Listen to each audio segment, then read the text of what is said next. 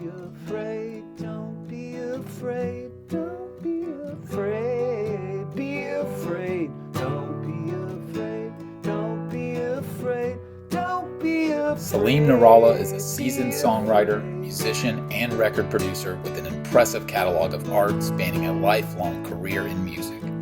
I'm excited to share my conversation with Salim on this episode of Chasing the Muse. What makes a great song? What makes a great song? You're just going straight for the kill. Why beat around the bush? I think what makes a great song, first of all, it's all down to the listener.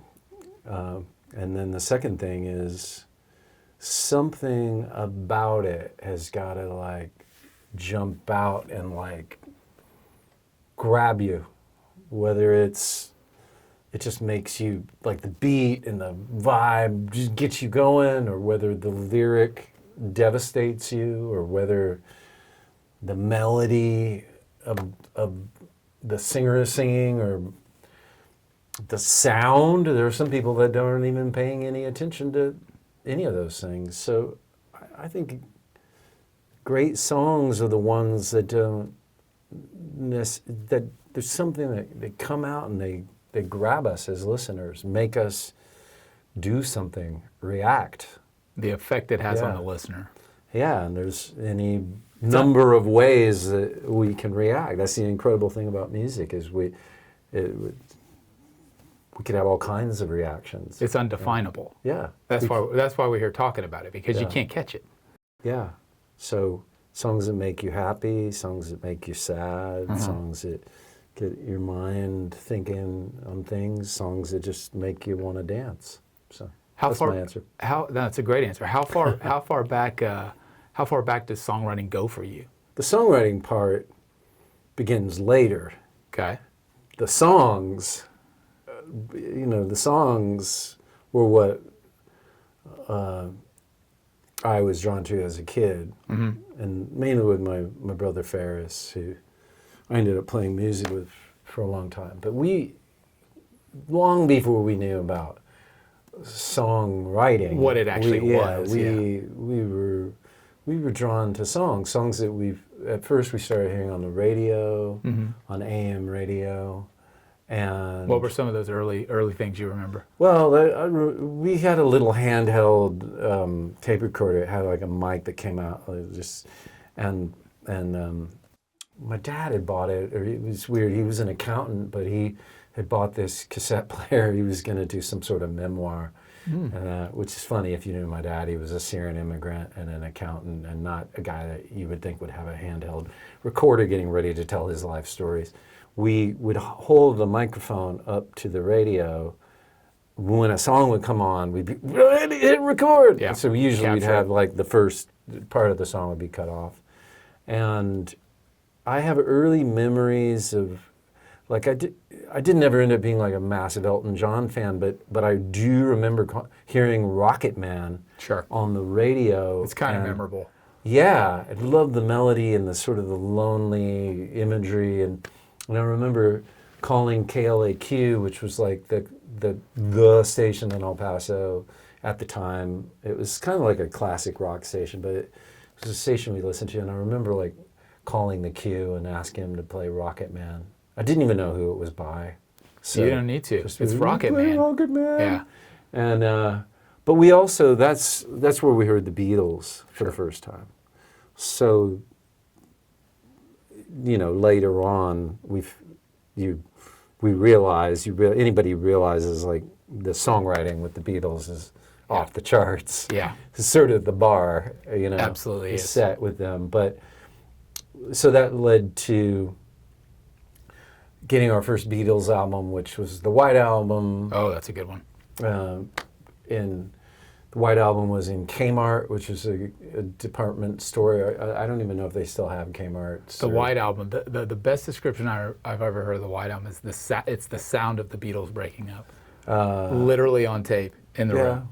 Yeah. My favorite Beatles album still. Yeah. Regardless of that. The White Album, being one of the first albums that I fell in love with, it's stuck with me all these years later is the diversity. Of course, as a kid, didn't think so much about the different writing perspectives, but it has it all. It has jaunty sing-alongs like Rocky Raccoon and Bungalow Bill, but then it has like John's song to his dead mother, Julia.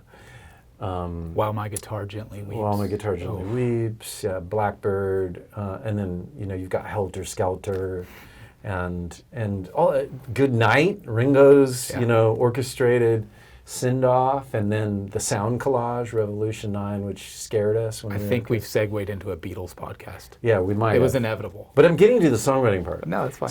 So once.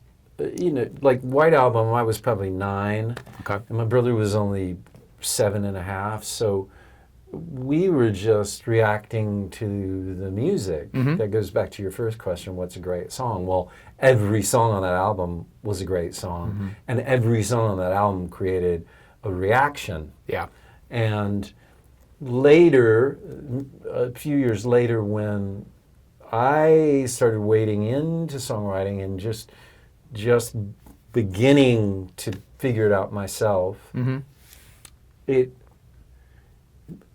was the beginning of, many years later, then looking back at something like the White Album from the perspective of just the songs. Yeah, retroactively. Like not kids reacting to songs, but an actual adult who's now entered doing this thing, and then it's mega impressive. One of the things that I think a lot of people struggle with when it comes to songwriting, beyond understanding kind of what it is, what makes a song great, but like a starting point. Like, do you remember when you made that you morphed from a listener to like someone who was actually writing? Like, either A, what did that feel like, if you can remember that far back, or really just in general, what do you think is the origin for someone to start doing this?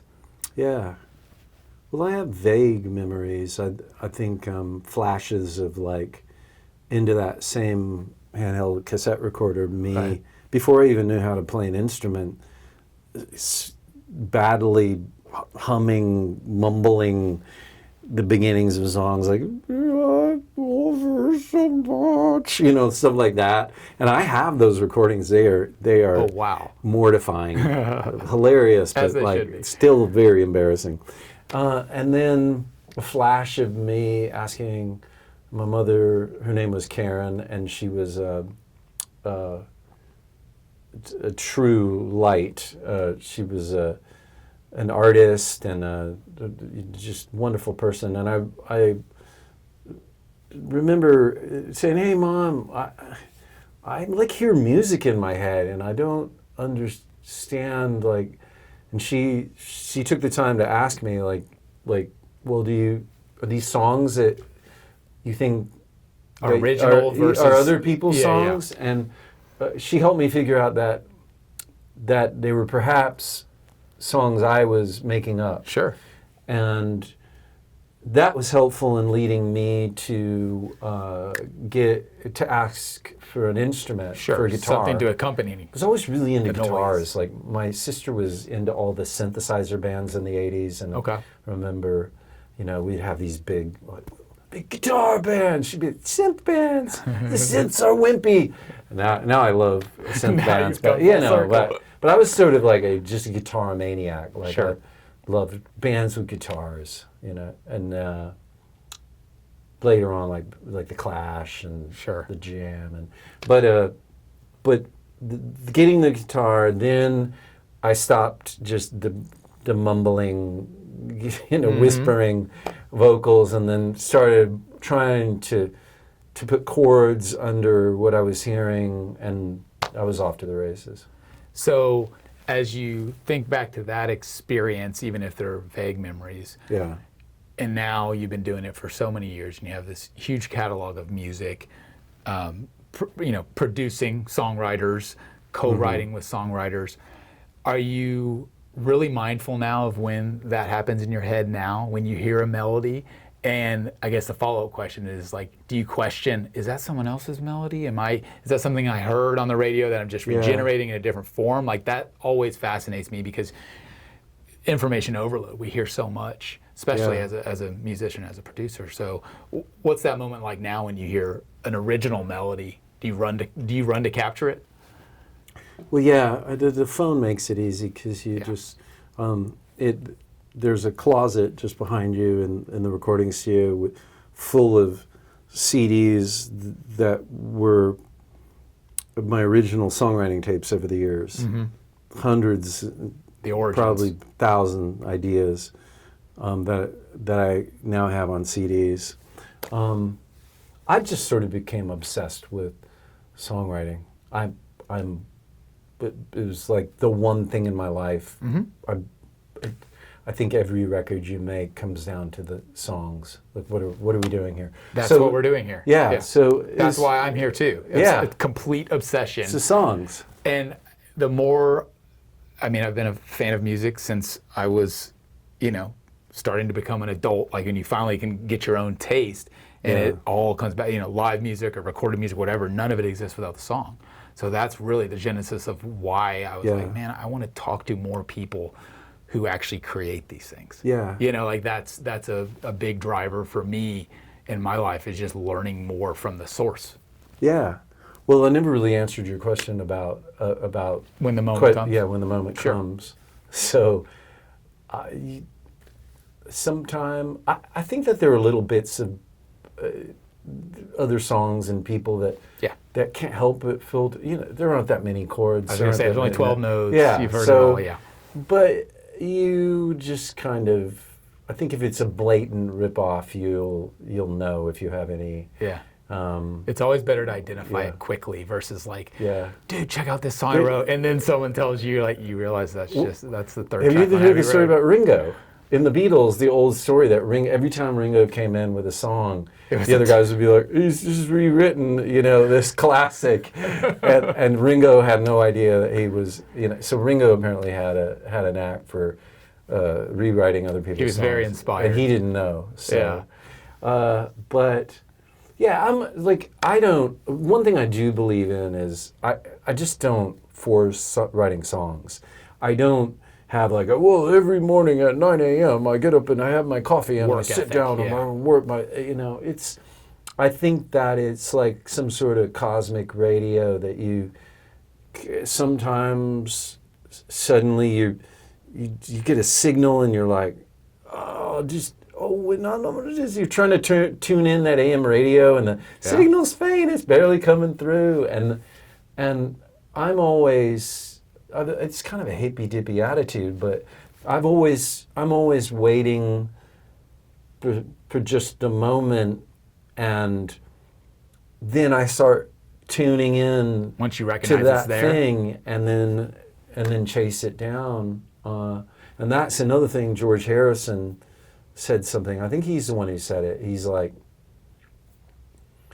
try to finish your songs as soon as possible. Don't leave them when you're in that mindset. Don't leave them sitting around. But then I know Paul McCartney, since this is now a Beatles podcast, also had a habit of working on songs over a long period of time and having them unfinished. Yeah. And we can probably guess the main thing he was struggling with, always, the words.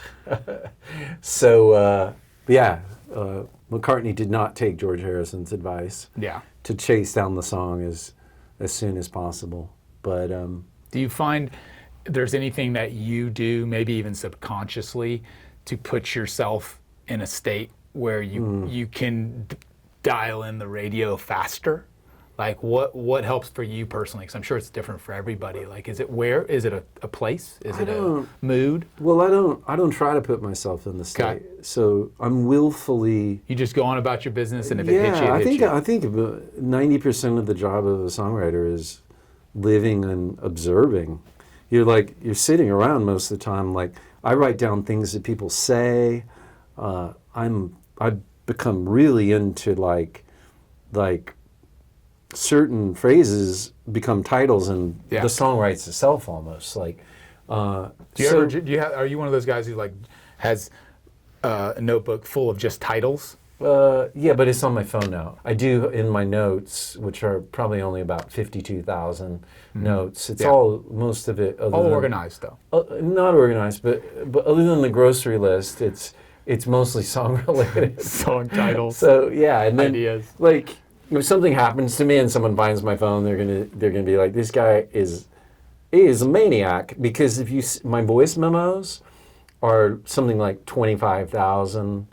And my notes, and it's all songs, all the voice memo, and we want to get into the photo bit of it, you know, my kids and the dog, and probably Again, 75,000 photos. Information overload. So yeah, it's all on this one little thing it's through your life in the palm of your hand.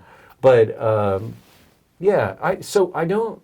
don't try to manipulate myself into, like, I know there are a lot of songwriters that swear by, I have to be stoned, and or I have to be, I don't know if anybody says they have to be drunk, or isolated, maybe just by themselves. Yes. Well, it is a solitary endeavor usually. For most, I think. Yeah. But I do think that you can be aware that there are certain times what you're looking for is your brain has gotten a little bit less vigilant and less like, yeah, you need to take care of the electric bill, and you need to take the kid to so you're looking at you're looking for windows where the brain is sort of gone, and that's why I understand why some songwriters really dig drugs. Sure, because it just takes. It makes the brain go. Yeah, the day-to-day squashes down, and you're more open. Yeah, but I've never been a drug guy, and I don't. So what I'm looking for, and what I found, the best times for me are early in the morning. I really like, and late at night, or before I go to bed. So I like thinking about the song before I go to sleep, and then in this sort of, I found, like, while I'm sleeping, things are doing this. Sure. Sometimes I've even woken up and I'd had multiple songs that came out of dreams. Sure. Like I have a song called Love Is All Around off my album Constellation. That was a total dream song. Like, it was like a montage with this futuristic kid, and we were like playing stadiums, and he was like in the fronting the band, and in this weird, like, futuristic clothes, and I was kind of like the slumpy guy in the back, like, not sure what I was playing. So fully formed in your dream. Fully formed song. Not only visual, but also the music. And then I took the song into the co-producer, Billy Harvey, at the time, and said, I just dreamt this song last night, and this is it. And he goes, let's record it today. But then most recently I have a song called Hold the Sun. And that came out, I think, last year sometime. And that was a total wake up. There's the song. The words changed a little bit, but the whole melody was there. And then I've also lost a ton, because there's this weird, we've all experienced it, this, like, split second, you're in the dream state. The dream state, yeah. And you have this thing in song world, you can have this song, but something happens in that entering this state where they can just vanish. Yeah. So well, you hear stories of people like scrambling as they wake up to get to their nightstand to find the phone or well, the I have pen, my phone paper. right there, so like Hold the Sun was one of those. You were able to and capture I have my it. guitar. This guitar is usually right next to my bed. So I have the guitar, I have the phone, I'm ready to go. You got the tools. Yeah, ready to go in case I get another dream song. So going back to that song that you recorded that day after it, so when you Love Is All Around. Love Is All. When you woke up, were you able to get that documented roughly, or did you just keep it fresh in your mind? Because that's hard. No, I documented. Spit right out away. Something, some chords, some melody, some something. Yeah. Okay. Pretty much all the words to that song that morning, the melody. And then we recorded it that day. Yeah, because Billy was beautiful when really it into like the that. idea of that. So, but that would be my trick. Is it's not so much a trick; it's more being aware that. But then now I'm thinking, like, there's there are all these different ways. Like I have a song called "Damage" that is actually the last song of mine to come out on Spotify. But that song is 7 years old, and it was the week that my mother died, which we're coming up on the anniversary, May 15th of 2018. I was just at lunch with my father on my birthday, May 3rd, and I was gonna go see my mom, who is in like an Alzheimer's care unit, and but I was messaging my friend Dave Little, who's a songwriter, who's a comedian, and he pinged me at lunch and just said, "Give me a title, I'm gonna write a song," and I just went, "Damage is fun," and texted him, "Damage is fun." I'm having lunch with my dad. On the way home, I was going to drop my dad off before I went and saw my mom. Dave sends me this song, and I listened to it, and then suddenly... Just him on guitar or something, yeah, roughly. he was this Damage song, and then I listened to it, but suddenly it made my brain go, oh, no, I hear that this is a song. This is a song I want to write. And then so I had this terrible moment, like a just brief window to see my mom or to go before I had to pick my kids up from school. And I just remember thinking, okay, the song's coming. Like I'll go see my mom tomorrow, which I did. But I got the song out, pretty much 85% of it. And then I went and picked up the kids from school, saw my mom the next day. And that was in the middle of the afternoon. So it wasn't like my brain was tricked on that day. Sometimes it groggy can come but that makes me think of something I heard Rodney Crowell say. He called it a lightning moment, which I think is a great way. And he said something along the lines of when we're first starting out, these lightning moments that we have in songwriting will usually, they could take us 75% of the way through the song, and then you finish off the other 25% later. As you get older, the lightning moments, and I totally agree with him, when you get them, they might not take you as far as when you're 24 or 5. But the thing that you have on your side is the knowledge of the craft. I was going to say, the experience of doing it. Yeah. To like move the song, the other 75% from that lightning moment. Because also as we get older, like life is moving like at a different pace. Like that 24-year-old that I was that could have sat around all day with the lightning moment and have that time. Worked it out, and like now it's like, pick the kids up from school, walk the dog, do the this, do the that, go to the session in the studio. So I've come to trust too that as a guy who's been obsessing over songwriting my whole life and written tons of songs, that if I get that lightning moment, I can take it the rest of the way. So sure. I try to do as much as I can, follow George's advice, but very rarely finishing songs in the lightning moment. Like if you can get more than 50% of the song, that's like a slam dunk. Yeah. Well, at that point, you've got melody, you've got chord structure. Yeah. You may not have all of the lyrics, I would suspect, but those can fill in. Yeah. But you've got like, the canvas is set, you're already painting. It's just a matter of now like embellishing and putting the details on, But I do want to say something too about words. I do think the attention and the time spent on words separate the boys from the men, or the girls from the ladies. I don't know, whatever the equivalent is. You're digging yourself in a hole. Yeah, right here. Totally. Well, I didn't want to be sexist and just say boys from the moon. It's a hard thing these days. Yeah, but basically, I think the words. This is another thing as I've gotten older, and also experienced a lot of other songwriters that I do think all songwriters, no matter how great they are, have a strength that's either they're ultimately a word person or they're a music person. And the challenge for the people whose music is their strength is to work 5 times as hard on their words. Sure. And the challenge for the people who are the really great with words, it's like maybe to work more on your music. Yeah.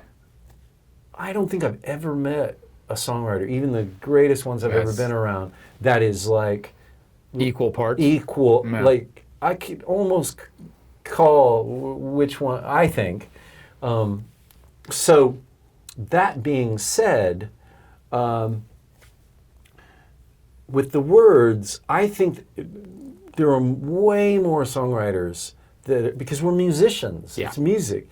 I think that the music part of it tends to be easier than the word part of it. And then I could see that. Yeah, and you don't need to be writing like Bob Dylan 1965 words. Like I'm not saying everybody has to like go there, be John Lennon, I Am the Walrus, but my taste, that's what I think is really, like, we can all knock out a few chords in a melody. Just open your mouth and sing and play an instrument. It's not that hard. What are you saying? Sure. What are you saying? And how are you saying it? And Which in the end is what's going to connect with people. Well, I think so. It connects with me, but also there are people that don't care so much about the words. So that's why there's also a lot of music that's popular.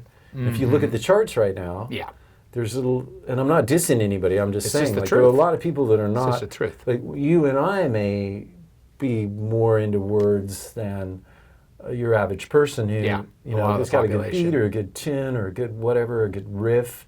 Words are like whatever.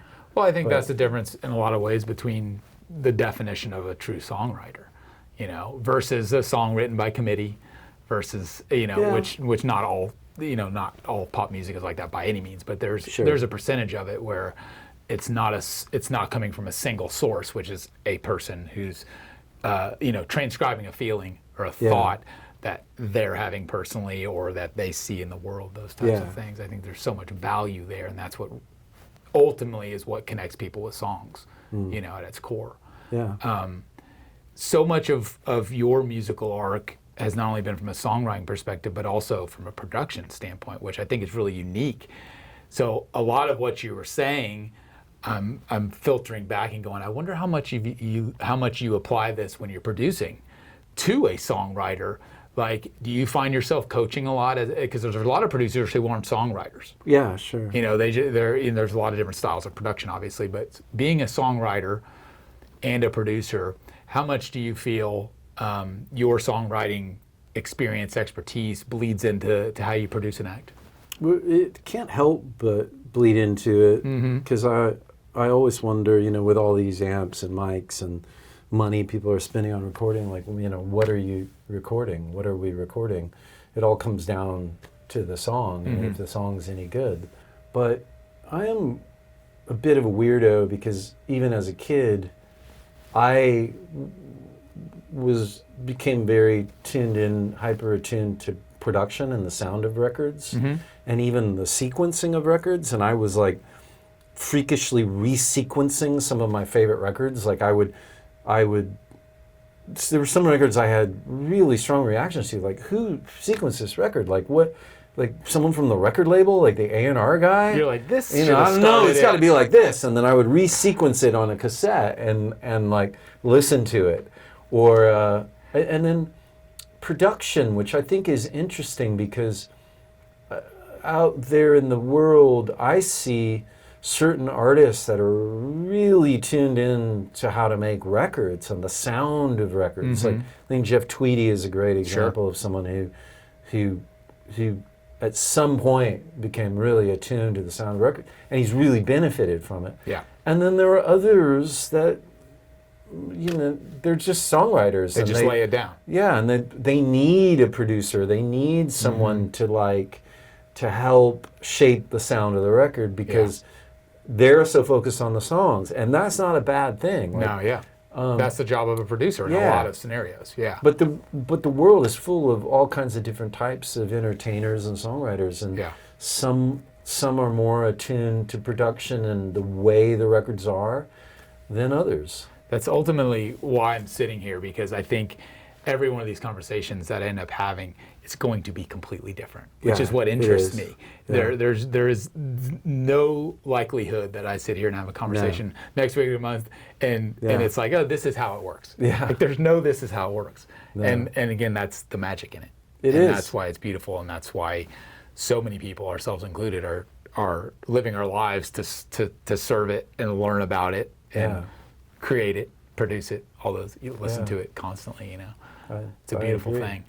There's so much value in this discussion, not only for me selfishly, to learn from songwriters, but from so many other people who are aspiring to be songwriters. Like, what's some other pieces of advice you would give someone who's just starting out and trying to figure out, like, what's a first step to putting pen to paper, or, you know, or voice memo, you know? Yeah. Well, first step, that's tough. I would love to know some young kids that are just at the beginning of it's hard to imagine these days almost, huh? It kind of is hard. I mean, it's got to start on a laptop for most kids, I would think. Which maybe a garage band? Yeah, garage band, stuff like that, you know? I do think no matter what your instrument is, I think it's cool sometimes to put a song down on that instrument and then mute that instrument. Sure. Take it out of the mix. I like bringing guitar songs sometimes to the keyboard player, just saying, okay, this is a song now. Now let's chuck the guitar. Yeah. And so that'd be something I'd say to a young something songwriter. To try. Yeah, something to try. Don't depend on the one your instrument. You know. Yeah, and especially when you're starting out and you're maybe, not the greatest guitarist. Maybe there are plenty of really impressive instrumentalist kids these days, but I'm going to go more to the ones that, anyway, you might not be Liberace on the keys. Put it on another instrument. Well, I think making that leap, because I mean, everyone, I think for the most part, starts out playing other people's music, whether it's in your bedroom or at a bar or whatever it may be. Making that transition from playing other people's music to writing your own music, it's got to be really daunting for a lot of people. And so I think, again, thinking about what this is and what this will become, I'm hoping that hearing from people like yourself who've been doing this for years and years and years, just the ability to be open-minded, the ability to be fluid with when it happens, why it happens, what it's about, what instruments it's on. Like you kind of have to embrace all of that, to be successful, to be able to actually just produce music, I think that's a lot of it. Also thinking about newer songwriters, modern songwriters. I do want to touch a little bit on the music industry side of things, because that is a thread within this. And the reason why, I think, is because as important as we know the songs are and we feel the songs are, I definitely feel that these days it's devalued a ton. Whether you talk about monetarily or just from a cultural perspective. Yeah. Like, what's your thoughts on where we're at currently in 2025 as far, I know we've talked about. How much time do we have? I know. We've got a lot of time. But it's a struggle, I thought it's like where we are at. Yeah, it's a struggle. 2025. Like, as an artist who's still putting out someone new just music. recently asked me, what would you say to a young musician? I'd say, do you have a good job? Which I never would have thought that, but that I would say to anybody, because I was one of those kids. My reaction to my father, for example, who had a good job, who was an accountant, very straightforward guy, was like, no, it was music. Like I'll be poor living in a trailer my rest of my life. That's another thing I get a laugh out of. Like, I'm not rich by any means, but like I walk into the studio and go, what? How did this happen? Like, what? If you could change anything about the current music industry, what's one thing that you would drill into? Metrics. We have found a way to turn it into a competition. Yeah, we have. Which is kind of disgusting to me. because it's hard enough for artists to put everything they have into this thing and put it out there in the world. And as I said earlier, you no control over how much the world validates you or not. And now we have these little numbers. Likes, follows, views. It's a competition. Yeah. And it's really disgusting to me. And what most people don't understand is that the decisions that are made about what you hear and what you don't hear, what you should, it's almost solely based on that now. It is. So we've, a big part of when I got into music was this, I don't know if it was born out of punk rock or whatever, but this sort of reaction to what we called the straight world, business, numbers, and now we're in this nightmare. Yeah. It's like metrics. On art. Really? And it's made it so hard for artists that have made great records that don't necessarily have the biggest numbers to not feel like losers or failures or like they're, they didn't. So that would be definitely the thing that I would change. Absolutely. Just wipe it out. So back to the thing with music these days, I just don't know how anybody's supposed to earn a living, because even where I'm at, having done this all these years and have some people that care about my music, like I'm pressing vinyl just to try to break even, hoping to break even. Yeah, you and me both. No thoughts of paying a single bill. That's the devalued part of it. Yeah. There are and you're doing it just to bring it into the world. Just bring it in the world and have this thing that that you made, and I don't know, like as far as how you would do this, be successful. I do have some thoughts on success, air quotes, is that none of us have any control of how much the world chooses to love or validate us. Mm-hmm. And you can charge full, you can be like, I'm going to be famous, it's like, great, but you don't have any control. It's like playing the lottery. Yeah, so the big thing is, what are you going to do if the world doesn't validate you enough or give you, what are you going to do when you're 5-10 years into your career and you can barely get a gig, no one's really buying your record? Are you going to be bitter? Yeah. Are you going to burn up from the inside out, or do you have a plan B? Because I've also, in the course of my life, met more than several people that coulda, shoulda been famous. Oh yeah. They had the looks, the talent, the charisma, the everything. It takes so many things to fall into place. Yeah, and none of them ever ended up famous. Yeah. And so then the question is, where do those people go? Like what happens to all of, because just in the Dallas music scene alone, I could just rattle off band after band that could have been, Wilco famous, at least, that didn't ever do anything. Yeah. As far as success. Yeah. So let's just fan out of Dallas into all the cities in America. Let's go even further into Europe, into the whole world. If you think, it's staggering how many, like, really incredible, no matter how big a fan you are or I am, we'll never hear all those records. No. Or all the greatness that the rest of the world didn't embrace. Yeah. So, the reality is what they say in the music industry is, the 1% that succeed fund the other 99% you've never heard of.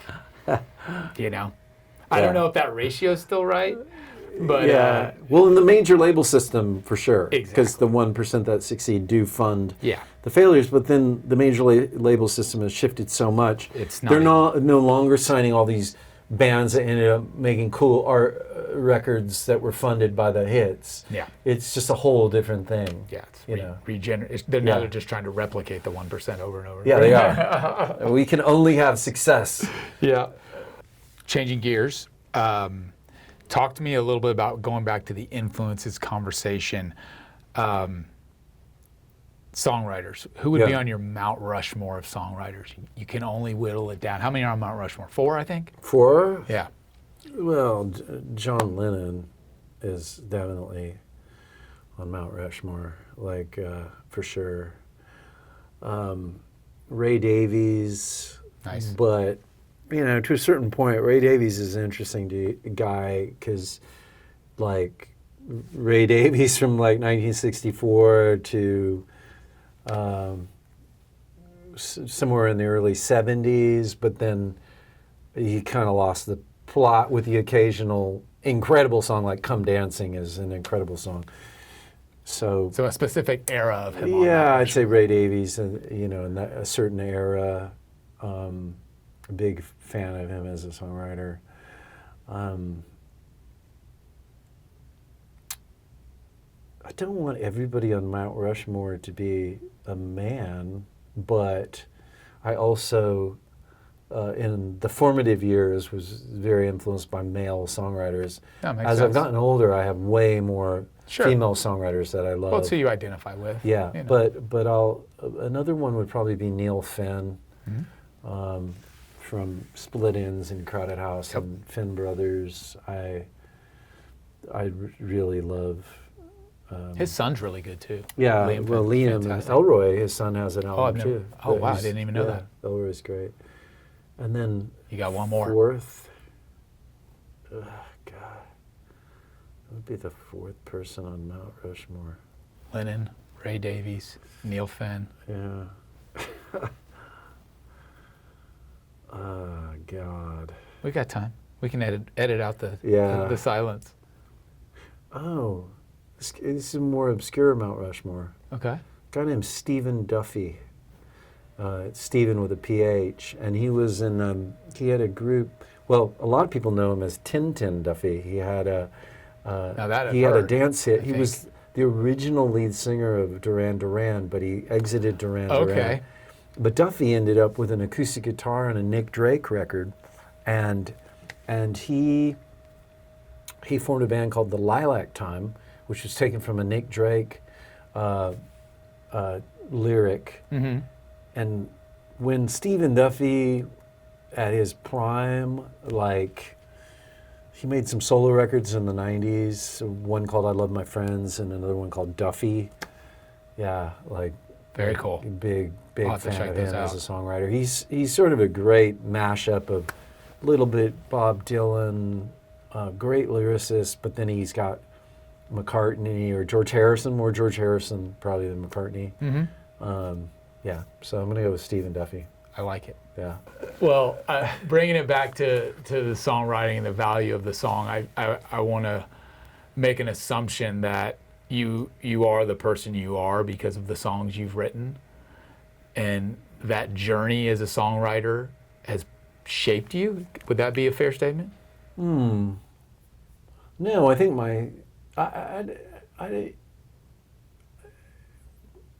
my journey as a person and my life and the things that have happened in my life, good, bad, tragic, happy, have shaped my songs. Okay. And so, and if I go back, which, you know, right now I'm going back a little bit because this album, Snowing in My Heart, is going to come out on vinyl for the first time. And I've gone back and am looking, it's like, I see how different my life was then. Sure. And all the things were, and it's in the songs. I could go into each song, but the songs were informed by what was happening out there. Yeah. Wow. The songs weren't informing. That I feel you. It's kind of how I see it. So well, it can work both ways. Yeah, it's like I guess I've been writing some sort of memoir, but in song. Mm-hmm. Like if we walk through every album, like it's a my documentation life, of your life. this time Literally. period and this and what. But that's also the kind of songwriter I am. There's not everybody is doing that. I mean, there are some that don't even believe. They say the more personal the song is, whoa, watch out. That can't have universal appeal. Yeah, they want the audience to be able. I've never been looking for universal appeal. I'm looking. What are you looking first of all for? to help myself like Yourself. feel better, Yeah. to work it out, to get it out instead of like being like in there like walking around with it all. Like it's taking out the trash is what I used to call it when I was a teenager. I'm sort of taking out the trash. So yeah, I want people to connect, and I'm not into the idea of just writing obtuse whatever songs that are so like self-consumed that like I do want that connection, especially on Stowing in My Heart. They're messages that I'm sending to not just to myself but to anybody who if you need a message in a similar mind frame, place in life. Very aware of it being, it was more of these messages in a bottle in a way, like putting, but yeah, being personal, being too personal, whatever. I don't subscribe to that. I think whatever fits for you. Yeah, it's whatever works for you. And again, whatever's helping get it the out. beauty of the song is that it's whatever, not only what the musician wants to say, but the way that the listener's going to hear it. Yeah, it can be different for everybody. Yeah, for sure. It's been awesome chatting with you, man. Yeah, I really appreciate the time. Thank you, Gi. We'll be talking more about this soon, I know for a fact. And thanks for welcoming us here at Pleasantry Lane. Yeah, well, thank you. It was great talking to you, man. Absolutely.